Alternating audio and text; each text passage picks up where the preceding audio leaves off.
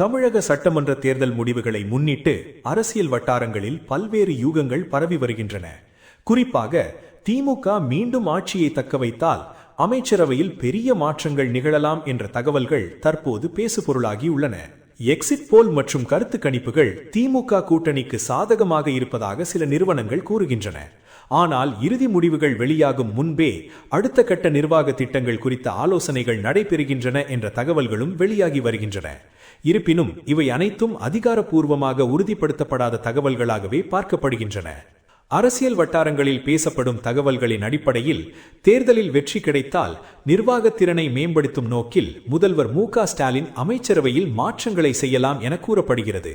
குறிப்பாக செயல்திறன் அடிப்படையில் சில அமைச்சர்களுக்கு மாற்றம் இருக்கலாம் என்றும் புதிய முகங்களுக்கு வாய்ப்பு வழங்கப்படலாம் என்றும் தகவல்கள் தெரிவிக்கின்றன.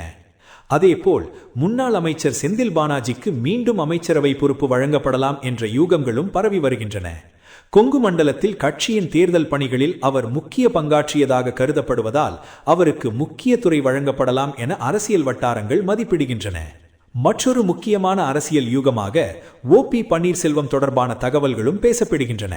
அவர் எதிர்காலத்தில் எந்த அரசியல் அணியில் இருப்பார் என்பது தெளிவாகாத நிலையிலும் பல்வேறு கூட்டணி சாத்தியங்கள் குறித்து விவாதங்கள் நடைபெற்று வருகின்றன. இருப்பினும் அவருக்கு சபாநாயகர் பதவி வழங்கப்படும் என்ற தகவலுக்கு இதுவரை எந்த அதிகாரப்பூர்வ ஆதாரமும் இல்லை. மேலும் பிராந்திய பிரதிநிதித்துவம் மற்றும் சமூக சமநிலையை கருத்தில் கொண்டு புதிய அமைச்சரவை அமைக்கப்படலாம் என்றும் அரசியல் ஆய்வாளர்கள் கருதுகின்றனர். டெல்டா, கொங்கு, தென் மாவட்டங்கள் உள்ளிட்ட பகுதிகளில் செல்வாக்கு கொண்ட தலைவர்களுக்கு முக்கியத்துவம் வழங்கப்படலாம் என்ற எதிர்பார்ப்பும் நிலவுகிறது. அதே நேரத்தில் அமைச்சரவை மாற்றம் என்பது தேர்தல் முடிவுகள் மற்றும் சட்டமன்றத்தில் கிடைக்கும் இடங்களின் எண்ணிக்கையை பொறுத்தே அமையும். கூட்டணி கட்சிகளின் ஆதரவு தேவையான சூழல் உருவானால் அமைச்சரவை அமைப்பில் கூட்டணி கணக்குகளும் முக்கிய பங்காற்றலாம். அரசியல் வரலாற்றில் பலமுறை தேர்தலுக்கு முன்பும் பின்பும் பல்வேறு யூகங்கள் பரவியுள்ளன. ஆனால் இறுதி முடிவுகளே அரசியல் சமன்பாடுகளை தீர்மானிக்கும்.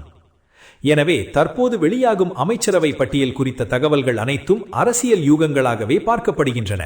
மே 4ஆம் தேதி வெளியாகும் தேர்தல் முடிவுகளுக்கு பிறகே ஆட்சி அமைப்பு, அமைச்சரவை அமைப்பு மற்றும் கூட்டணி சமநிலைகள் குறித்து தெளிவான படம் வெளிவரும். அதுவரை அரசியல் வட்டாரங்களில் இந்த விவாதங்கள் தொடர்ந்து நீடிக்கும் என்பது உறுதி.